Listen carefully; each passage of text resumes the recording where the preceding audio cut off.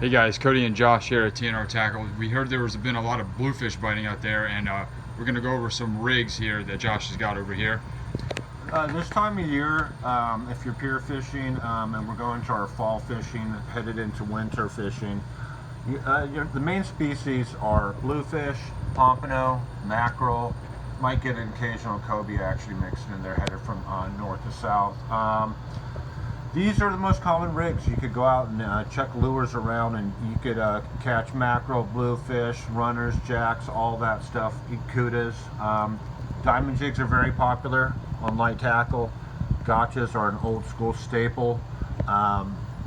Spoons, you can't go wrong with the spoon. Anything shiny and hard. Some people use wire.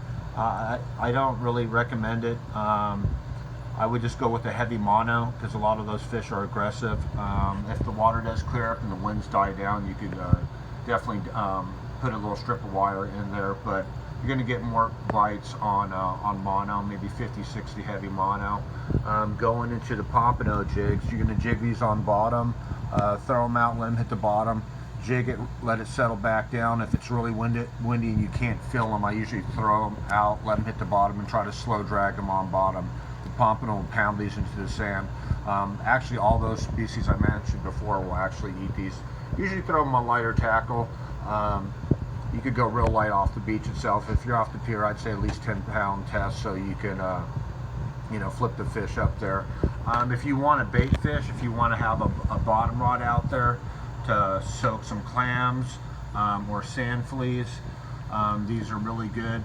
I wouldn't recommend these for cut bait for the blues. I do a different rig, but these are really good. You could pyramids are a staple this time of year. You're going to cast into the wind at a nice angle, lower the tip, bury one of these edges down there to loosen the drag. It should hold, so your pyramid doesn't roll down the pier and tangle a bunch of people.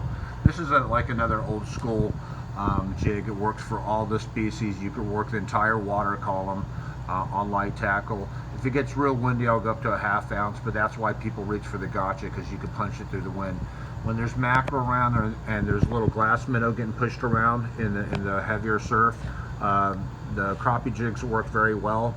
Fish with a loose drag, a little split shot, maybe up 8 to 10, probably 8 inches. You throw those out, let them slow drift to the bottom if they even hit bottom with a crosswind. But all this stuff is what you're going to use the next few months. The conditions you want is a northeast or a strong east wind. We're going to have that for about a week. Then it's going to switch around to the southeast, which is more of a it's more of a spring wind. They still might be around, but unfortunately you have to cast into the wind a majority of the time. That's how you catch the fish. You will get them down current, but most of the time you get to punch into the wind. The windier, almost the better. We have all this in stock. If you want sand flea rigs, we just sold out, but we should get some back in Monday. We have some spikes too for the beach, some stakes, and anything else you might need. Any preference on leader or wire size with the guys you're going to be using that? And how about some weight size too? The weight's going to be dependent on what your rod can handle.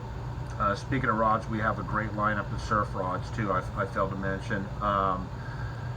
This on a 10, 11, 12 foot rod, 4 to 6 ounces. If you need over 6, I mean, that's going to be a very windy day. The key is throwing them at an angle so you compensate for the wind, and and let it like purchase itself into the sand. That's all going to vary with what your rod can handle.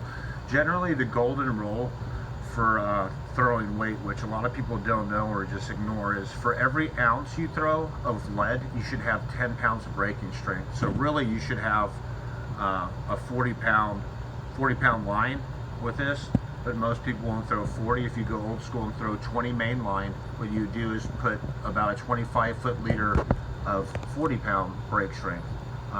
You would do five turns around the spool, and you would go double the length of the rod, and that would hold the energy of a 4 or 5 ounce weight, and then your thin running line is going to follow. That's how you can cast far and not break off.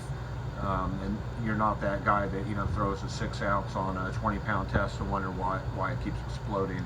But going back to leaders, all the pompano, the light stuff. I usually stay with 30 for smaller jigs. Once you go for bluefish, I just bump up right to 60 and just cut back the fray and just retie. The problem I found with wire, there's nothing wrong with wire, but if it gets kinked up after 1 or 2 fish, then your lure's not going to run true. Right, awesome. All right, All right, guys, come in, check them out. We got an array of jigs and rigs. Got them all here on the wall. Come in, check them out. Get all your tackle here at TNR. Come and see us. Thank you.